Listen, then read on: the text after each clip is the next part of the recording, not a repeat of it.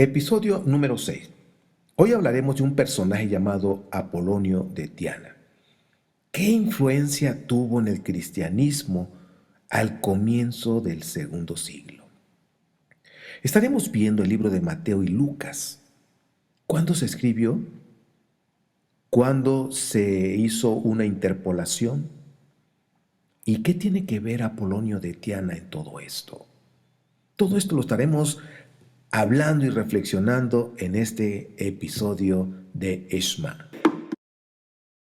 Ministerio 710 te presenta tu programa Eshma. Escucha y haz.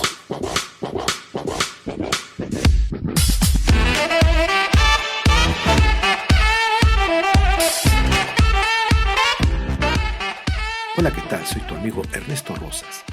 Cada semana estaremos hablando en 20 minutos un podcast. Temas sobre la familia, el matrimonio, los últimos tiempos, las noticias que están sucediendo de la semana. En fin, tendremos diferentes temas en 20 minutos. Suscríbete y no te los pierdas. ¿Estás listo? ¡Comenzamos!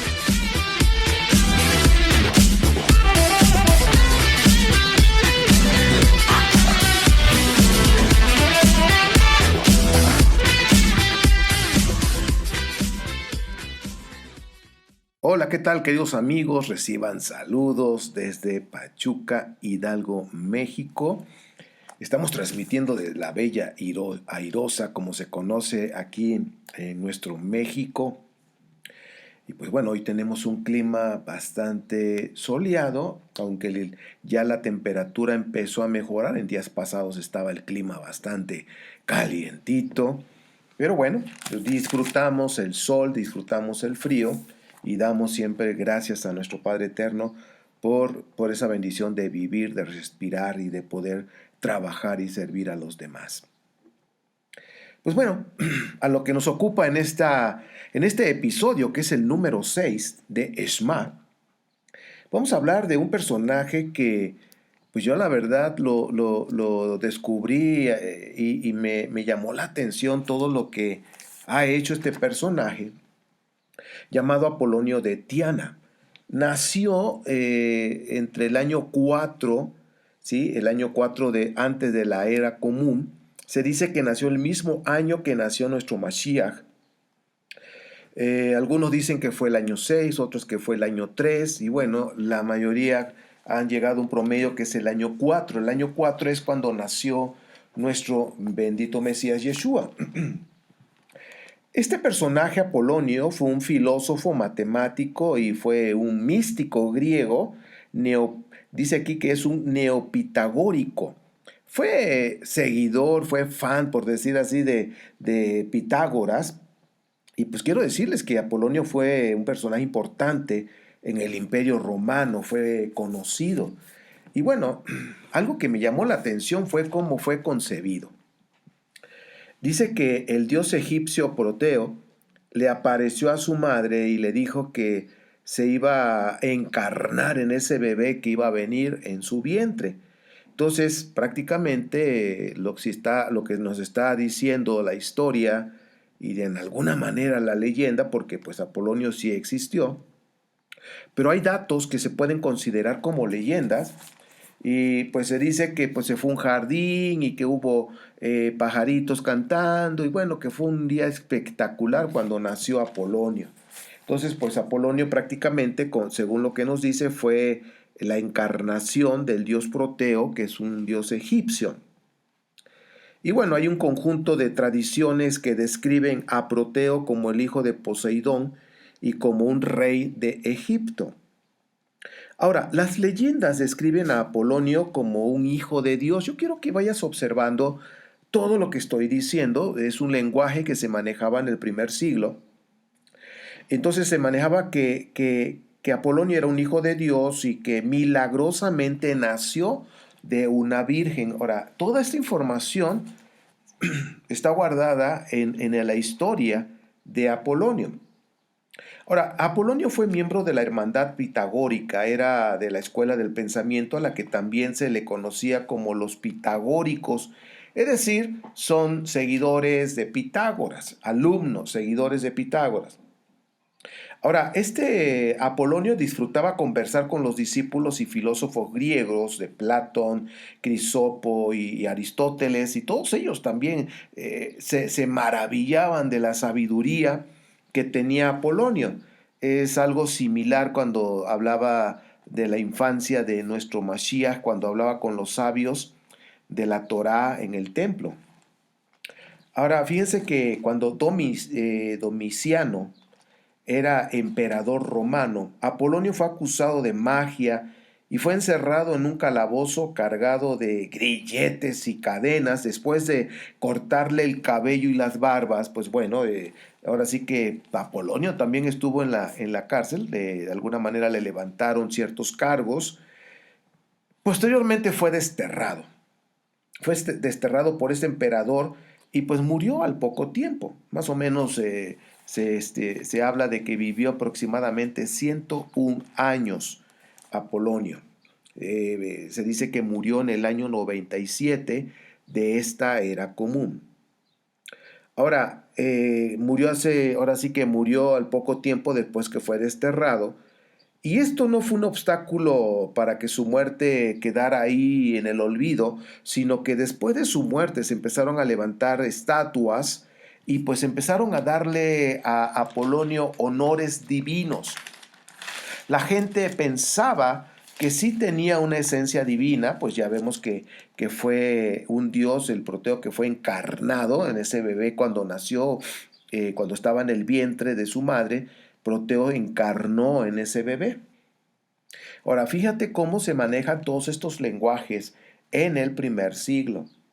Ahora, Tiana, en ese lugar donde creció, que de alguna manera también estuvo en Tarso, creció en Tarso, estudió ahí en las universidades importantes de Tarso. Quiero decirte que este personaje prácticamente es un filósofo griego turco. ¿Por qué? Porque creció en esas tierras de Turquía, de lo que hoy se conoce como Turquía. Y pues esa ciudad, hablando de Tiana, pues se levantó un templo en honor a Apolonio y pues por esa razón se le dio a esa ciudad el título de una ciudad sagrada. Ahora fíjense todo esto, ¿eh? Cómo se menciona, lo veía la gente de aquellos tiempos a Apolonio. Apolonio viajó muchísimo, fue a la India, estuvo aquí, estuvo allá, estuvo en muchos lugares. Y pues bueno, siempre con una mentalidad de ayudar a los demás, era vegetariano. Y bueno, hay un personaje que se llama Lam- Lampridio. Helio Lampridio. Él asegura que el emperador romano Alejandro Severo tenía en su oratorio, o sea, un lugar donde guardaba sus dioses, además de las imágenes de Chicken, además de las imágenes de Jesús o de Yeshua, Abraham, Orfeo, también tenía la de Apolonio, o sea que estaba considerado entre los dioses. Y quiero decirte que a Yeshua o a Jesús, hablándolo en el lenguaje romano de aquel tiempo, lo consideraban como un dios más. Ahora, Flavio Vopisco era uno de los 6 historiadores romanos de la historia de Augusto. Y esto fue en el siglo III y él hace grandes elogios que debe honrarse a Apolonio como un ser superior.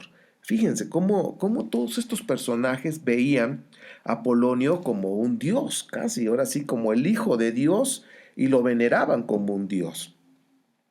Esto lo hizo Flavio Vopisco, y estamos hablando del siglo III.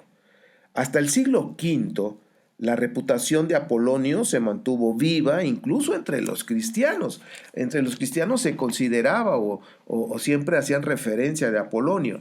En este mismo siglo V, el ministro del rey visigodo Eurico invitó a Sidonio Apolinar, obispo de Auvernia, que le tradujera la vida del filósofo Apolonio, que fue escrita por Filóstrato de Atenas entre el año 160 y 249 de esta era común. Se escribió acerca de la vida de Apolonio Y quiero decirte que este personaje que escribió era un sofista griego.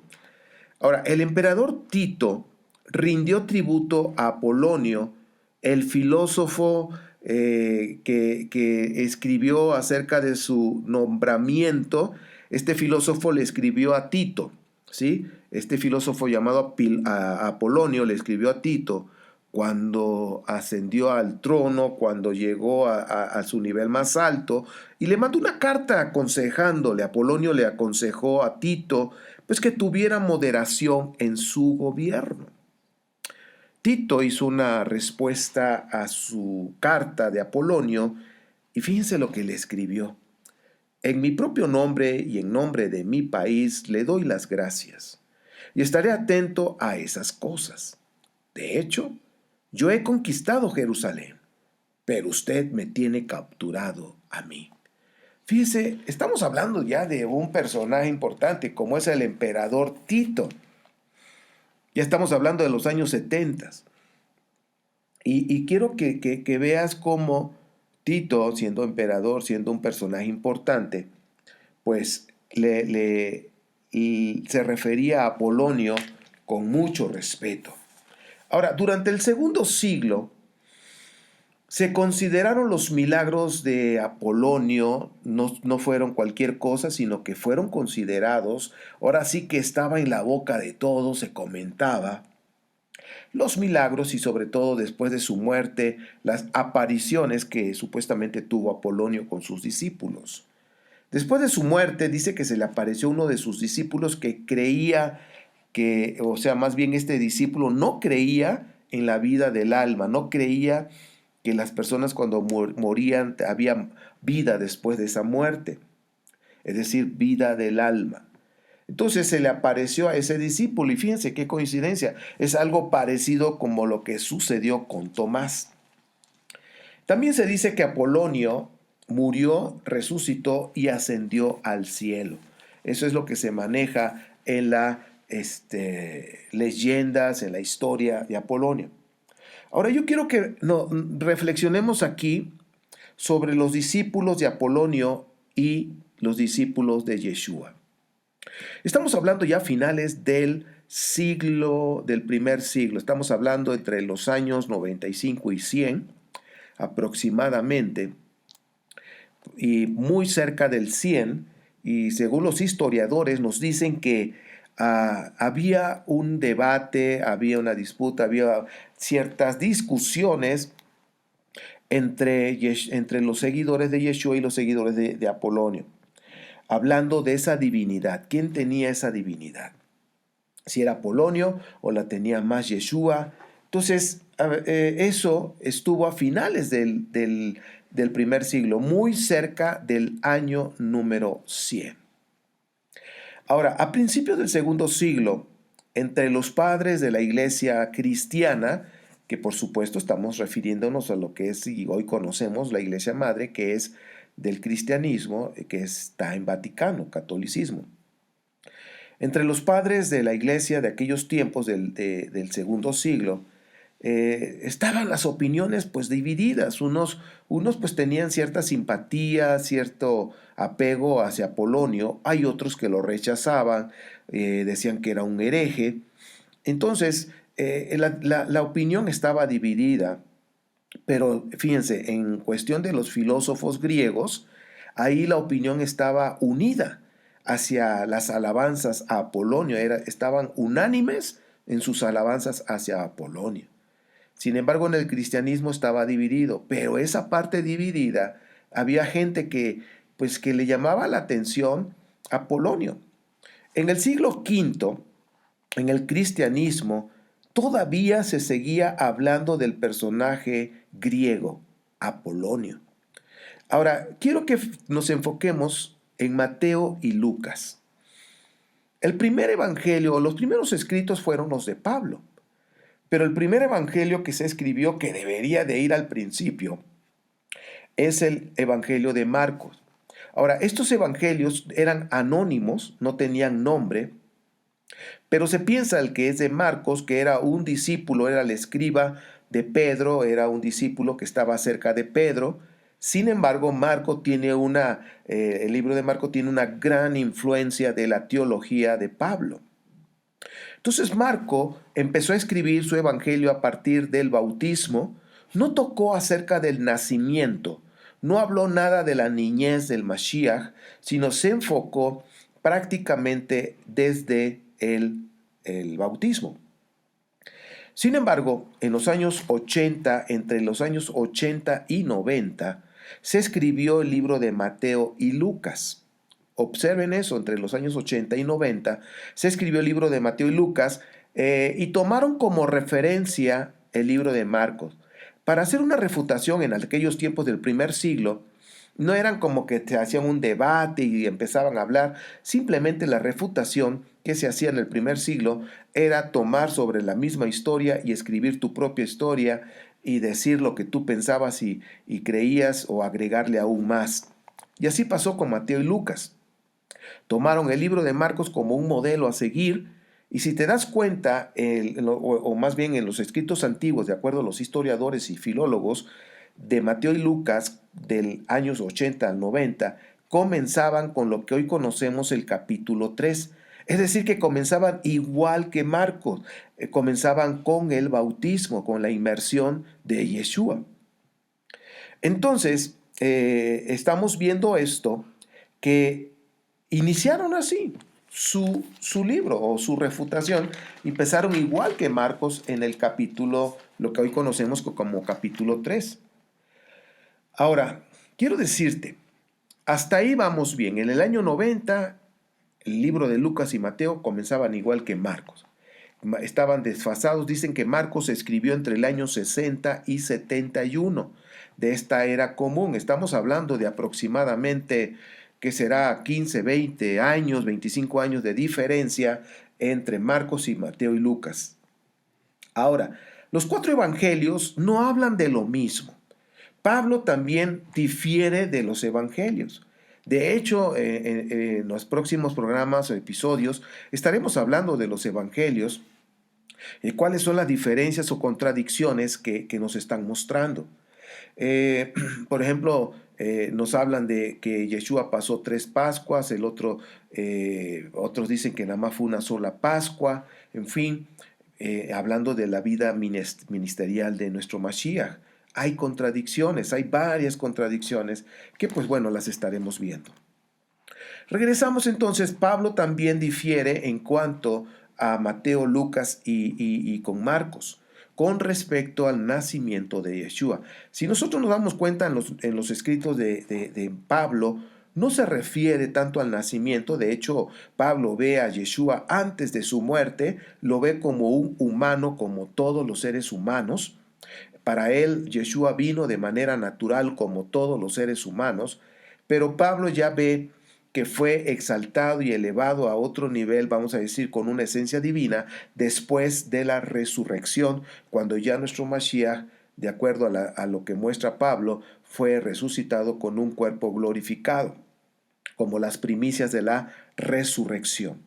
Entonces tenemos a Pablo, tenemos a Marco, Mateo y Lucas y Juan, 5 personajes importantes que hablan acerca de Yeshua, hablando sobre todo en cuanto a su divinidad y en cuanto a su nacimiento, no concuerdan.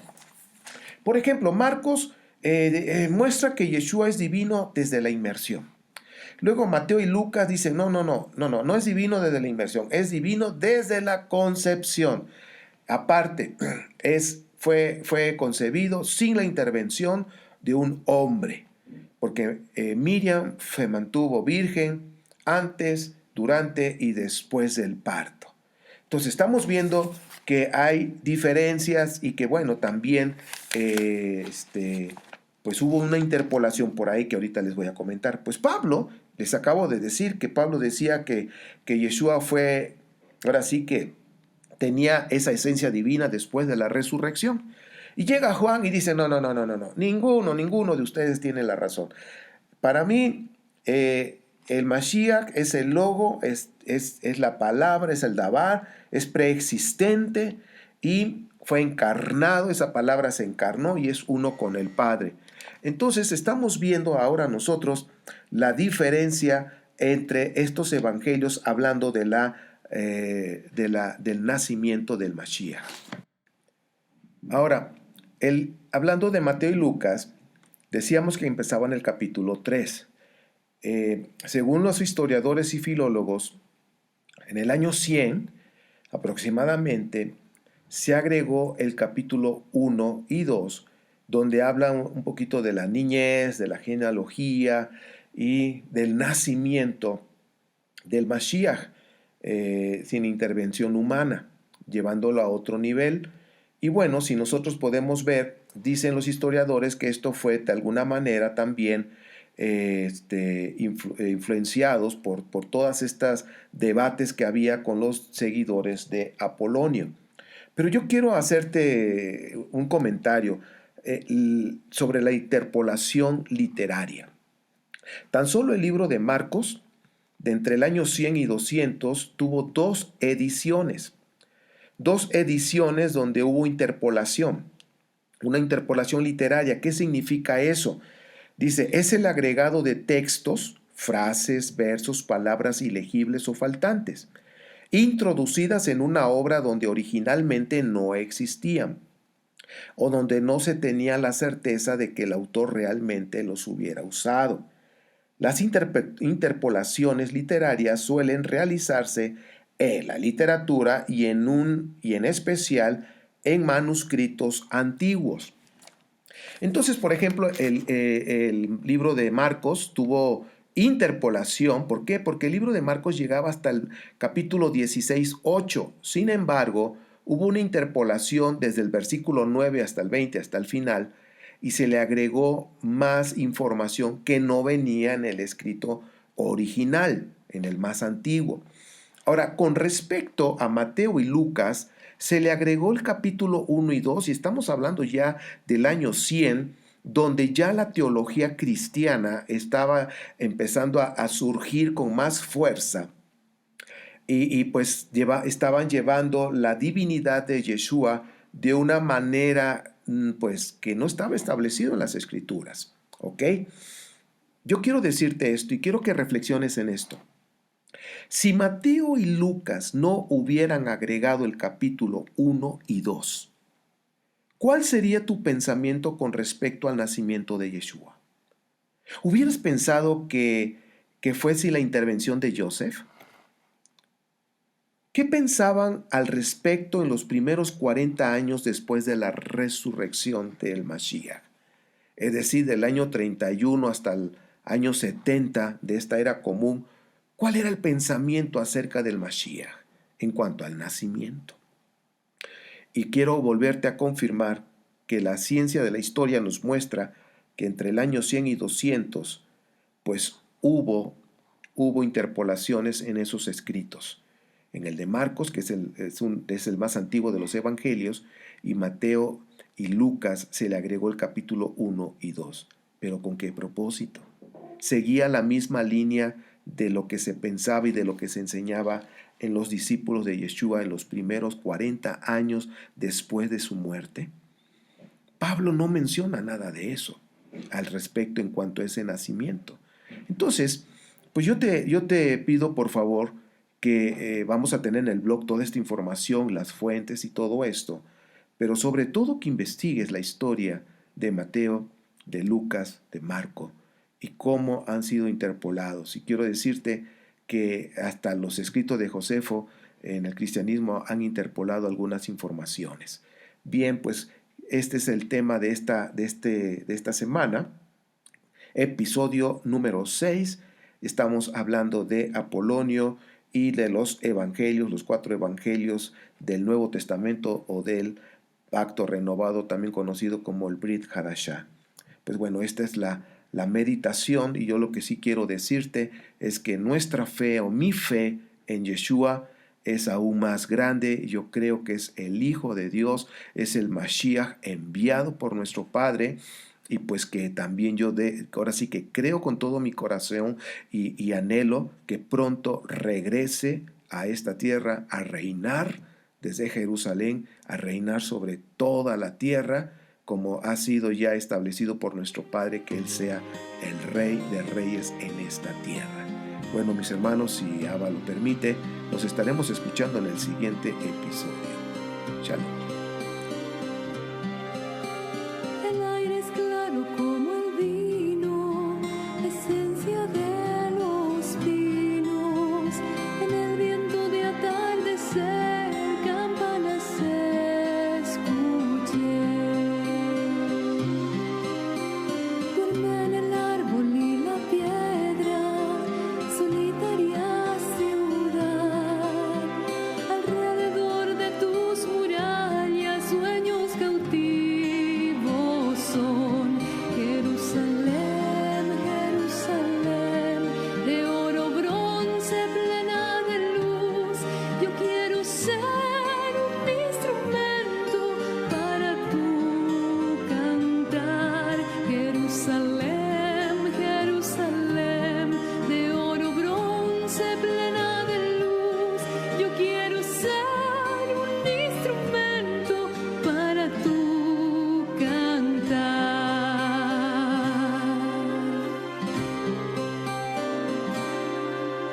Como las fuentes se secaron, la plaza en soledad. No hay nadie que visite el templo en la santa ciudad.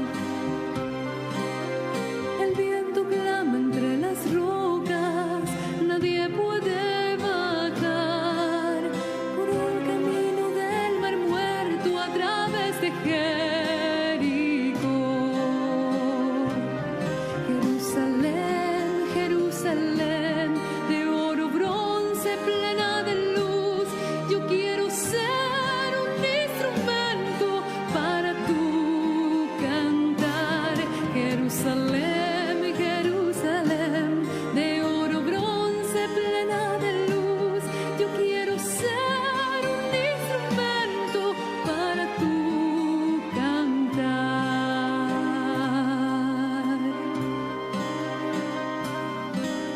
Todavía hoy vengo a cantarte, aunque sé bien que soy el más pequeño de tus hijos y el menor trovador.